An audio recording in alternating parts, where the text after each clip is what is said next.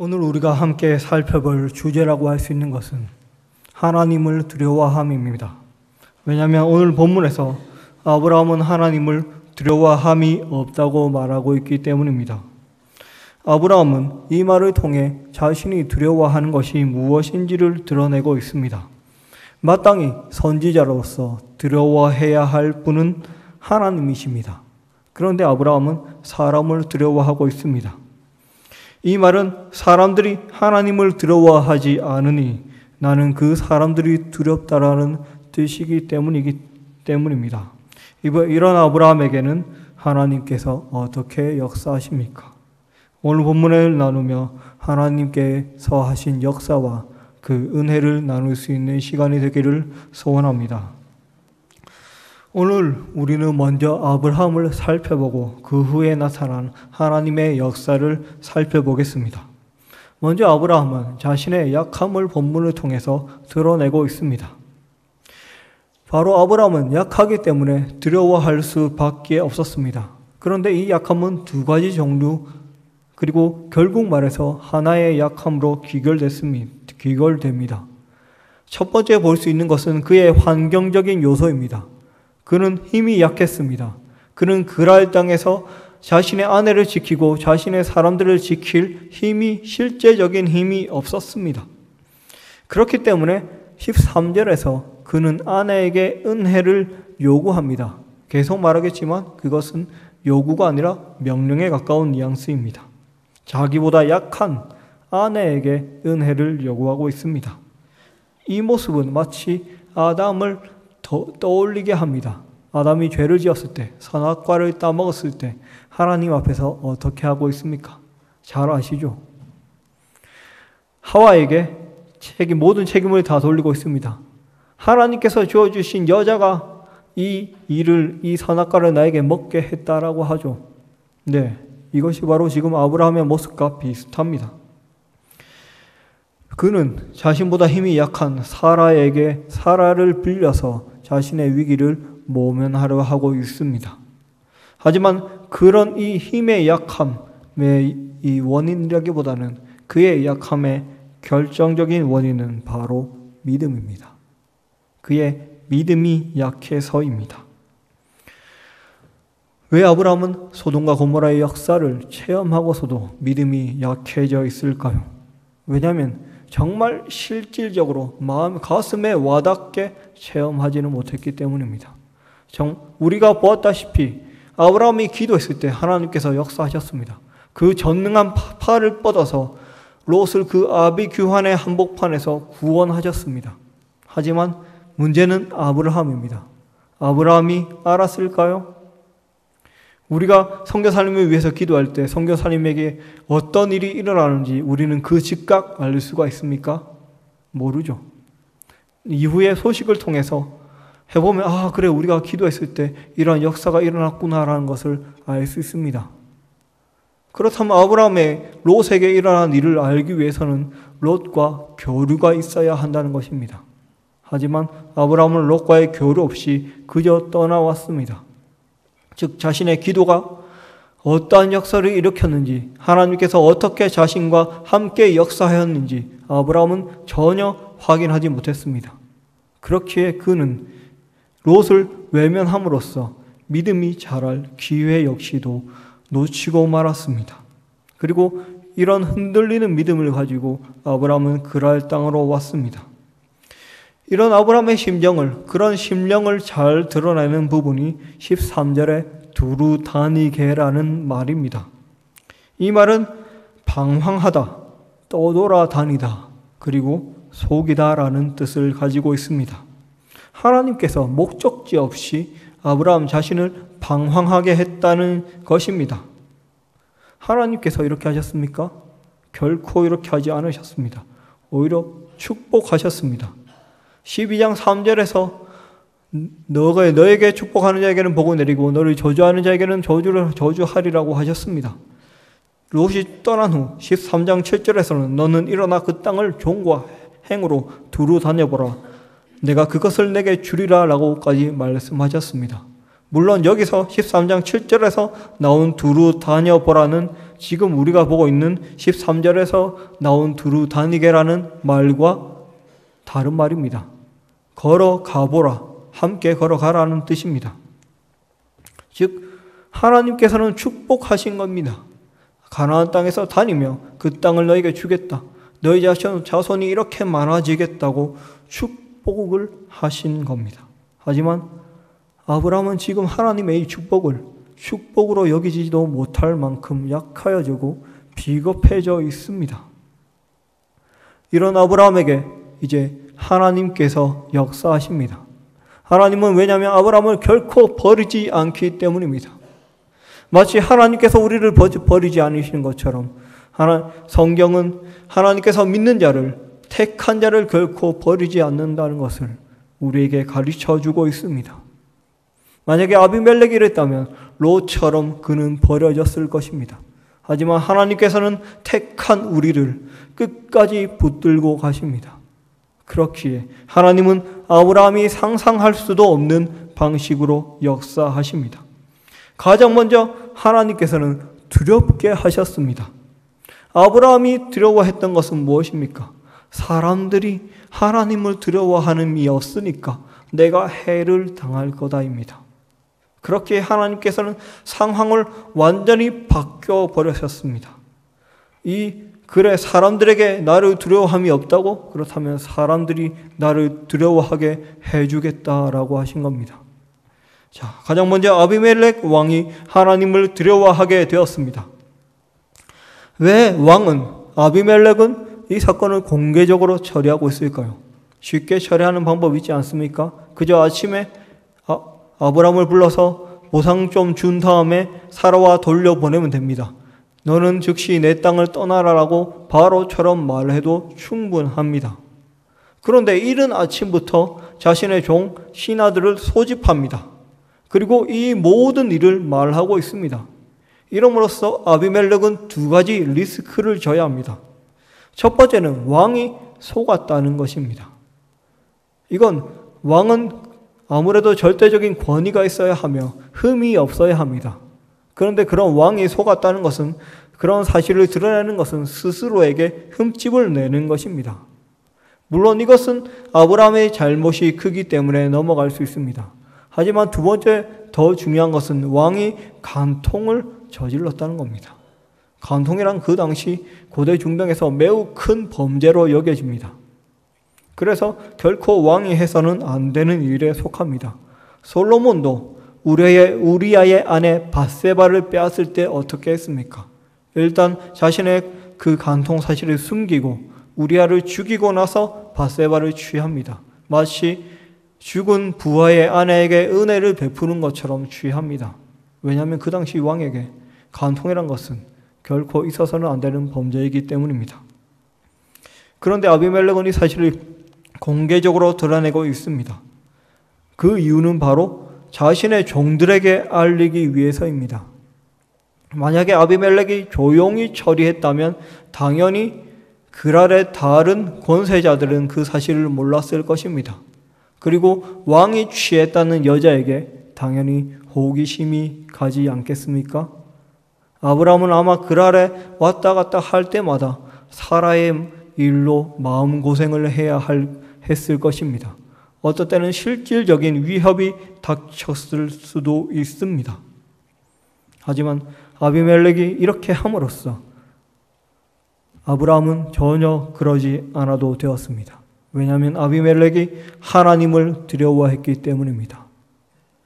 하나님을 두려워해서 아브라함에게 죄를 범하였을 때 미칠 그 큰 영향을 자신은 감당할 수 없음을 알고 있었기 때문입니다. 그리하여 아비멜렉만 두려워하는 것이 아니라 8절에 그의 종들 모두 하나님을 두려워하게 되었습니다.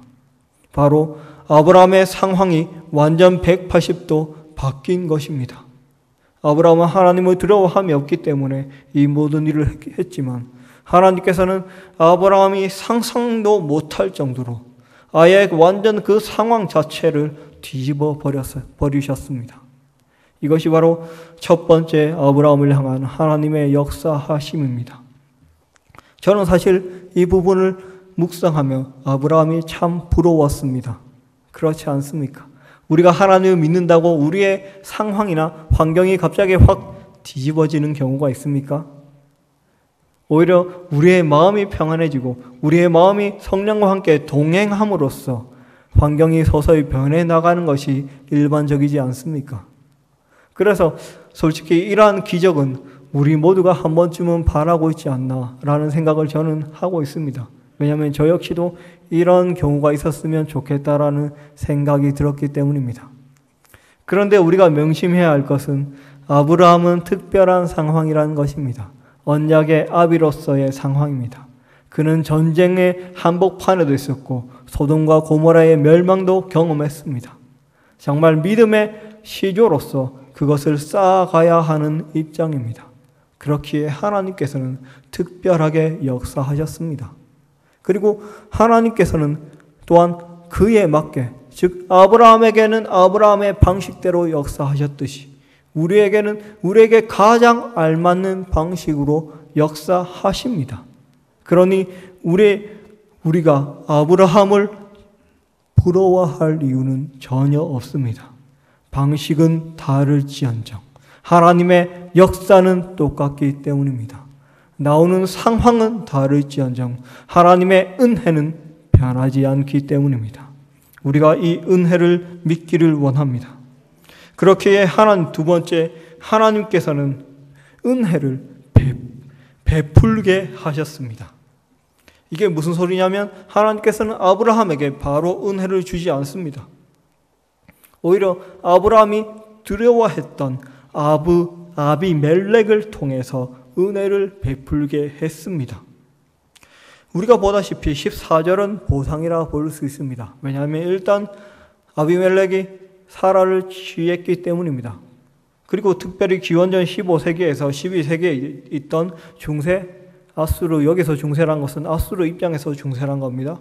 아수르의 법에 의하면 어떤 남자가 여행 중인 여자를 그의 남편의 동의 없이 취하면 그것이 성적인 이유든지 아니면 다른 이유든지 취했다면 그는 맹세한 후에 그의 남편에게 2달란트의 납을 보상으로 줘야 한다라는 아수르의 법이 있습니다. 2달란트면 약 60kg입니다. 그 당시 청동기 시대였기 때문에 금속 자체가 귀했습니다. 이것은 적지 않은 돈으로 추정됩니다. 한마디로 14절의 보상만으로 아비멜렉은 충분히 아브라함에게 보상할 만큼 했다는 뜻입니다. 이것으로 충분합니다. 그런데 아비멜렉은 거기에 더해서 은혜를 베풀고 있습니다. 그것이 15절과 16절입니다. 15절의 뉘앙스는 어떤 것인지 아십니까? 바로 아브라함이 롯에게 13장 9절에서 우선권, 너가 먼저 땅을 선택하면 나는 그 후에 선택할게라고 했던, 너가 좌하면 나는 우하고 너가 우하면 나는 좌하리라 했던 그 뉘앙스와 비슷합니다. 아비멜렉은 왕으로서 영토를 지켜야 하고 백성을 지켜야 할 의무가 있는데도 불구하고 우선권을 아브라함에게 배분하고 있습니다. 이것만 해도 엄청난 은혜입니다. 이런 죄를 범한 자를 살게 하는 것뿐만 아니라 그 사람이 정말 살고 싶은 땅으로 우선권을 주고 있는 겁니다. 그리고 더해서 16절을 말하고 있습니다. 16절은 사라에게 배상금을 주는 것입니다. 이로 말미암아 사라는 모든 죄의, 즉 모든 의심을 일거에 없앨 수 있었습니다. 왜냐하면 사라에게 지금 매우 중요한 일이 남아있기 때문입니다. 무엇입니까? 바로 이삭의 출생입니다. 그리고 이 일은 이삭의 출생이 있기 직전에 아니면 왔다 갔다 하는 도중에 일어났습니다.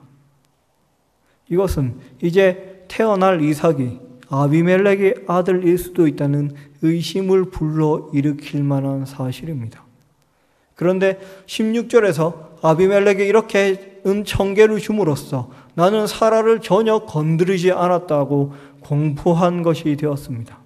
사라는 그로 말미암아 아무런 의심을 받지 않게 되었습니다. 아비멜렉이 이러한 사실을 알고, 즉 이삭을 알고 이렇게 했을까요? 당연히 아닙니다. 하지만 은혜로우신 하나님께서는 아브라함의 생각 이상으로 역사하셨습니다. 아브라함이 챙기지 못하는 것까지도 챙기셨습니다. 이것이 바로 오늘 우리가 보는 하나님의 역사입니다. 아브라함은 자신보다 약자인 사라에게 은혜를 요구하였습니다. 그러니 하나님께서는 아브라함보다 강제라 할 수 있는 아비멜렉이 아브라함에게 은혜를 베풀게 하였습니다. 그 은혜는 아브라함이 생각지도 못한 것까지 포함한 은혜였습니다. 이것은 바로 모든 것의 주관자가 하나님이심을 아브라함에게 드러내고 있는 것입니다. 우리 역시 마찬가지입니다. 우리에게 힘든 일이 있습니까? 어려운 일이 있습니까? 하나님께 나아오기 원합니다. 방식은 다를지언정 하나님께서는 이 모든 일을 통하여서 우리의 삶의 주관자 되심을 드러내실 것입니다. 우리의 삶에 그리스도 예수의 보혈이 헛되지 않음을 증명하실 것입니다. 그러한 믿음을 가지고 하나님과 함께 나아갈 수 있기를 원합니다. 하나님께서는 강자의 편이 아니라 약자의 편입니다. 아브라함이 약할 때 하나님께서 역사하셨습니다. 그의 믿음이 넘어지기 일보 직전이 되었을 때 하나님께서 가만히 계시지 않았습니다. 그러니 그 하나님을 믿고 나아가기 원합니다. 마지막으로 하나님께서는 이런 약해진 아브라함의 믿음에 확신을 더하여 주었습니다. 이 확신이란 어디서 나옵니까? 그것이 바로 17절과 18절의 말씀입니다.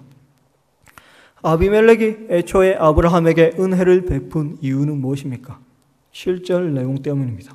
자신과 자신의 종들이 죽을지도 모르니까 은혜를 베푼 것입니다. 그런데 17절과 18절에 어떤 내용이 나오고 있습니까? 출산에 대한 내용이 나오고 있습니다.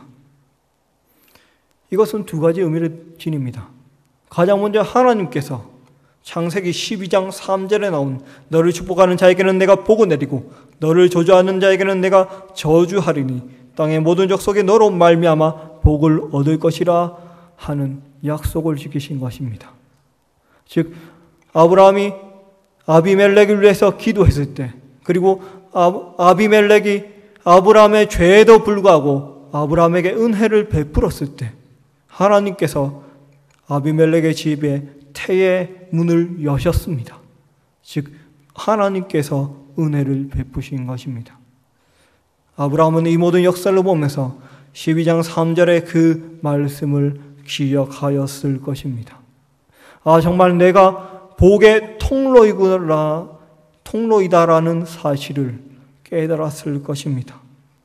그리고 아비멜렉도 아브라함이 단순히 나에게 해를 끼칠 뻔한, 나의 왕국에 해를 끼칠 뻔한 선지자가 아니라 정말 새로운 생명을 탄생케 한 축복의 선지자라고 인식하게 하였습니다. 하지만 이것보다 더욱더 중요한 것이 있습니다. 하나님께서는 이를 통해서 아브라함에게 하나님의 약속을 확신하게 하셨습니다. 아브라함과 사라의 소원이 무엇입니까? 자식입니다. 하지만 우리가 알다시피 하나님께서는 아브라함과 사라에게 두 번이나 임하시면서 말씀하셨지만 아브라함과 사라는 자식에 대한 확신이 없었던 것 같습니다. 한 번은 직접 말씀하시고 두 번째는 사람의 모양으로 오셔서 이야기까지 하셨습니다. 하지만 다시 한번 이 사건을 통해 말씀하고 있습니다. 18절에 나온 표현 모든 태를 닫으셨다라는 표현이 있습니다. 이 표현은 창세기 16장 2절에서 나오는 여호와께서 내 출산을 허락하지 아니하셨으니에서 내 출산을 허락하지 아니하셨으니라와 똑같은 표현입니다. 내 태를 닫았다라는 표현입니다. 그런데 하나님께서 닫으신 태가 지금 아브라함이 기도하니 어떻게 되었습니까? 열렸습니다. 그렇다면 아브라함은 어떤 생각을 하겠습니까? 아, 하나님께 기도하면 되는구나. 아, 내가 기도해서 들어주신 하나님께서 나의 기도를 들어주신 하나님께서 직접 말씀하신 것이라면 분명히 이루어지겠구나 라는 확신을 가지지 않겠습니까? 정말 하나님께서 지금까지 하신 말씀이 허튼 것이 하나도 없구나 라고 확신을 가지지 않겠습니까? 그렇기에 이어지는 본문이 바로 21장 사라가 이삭을 낳는 것입니다. 바로 하나님께서는 이 사건을 통해서 아브라함의 약해진 믿음에 확신을 더하셨습니다. 그리고 하나님께서는 지금 우리와 함께 하기를 원하십니다. 혹시 우리의 믿음이 약해지고 있습니까? 인생길이 평탄하지 않아서 정말 하나님께서 나와 지금 동행하시는지 의문이 들 때가 있습니까? 그러나 하나님께서는 우리에게 하나님의 말씀을 통해서 함께 하십니다. 말씀을 확신케 하실 것입니다. 그 방법은 무엇인지 저로서는 알 수 없습니다.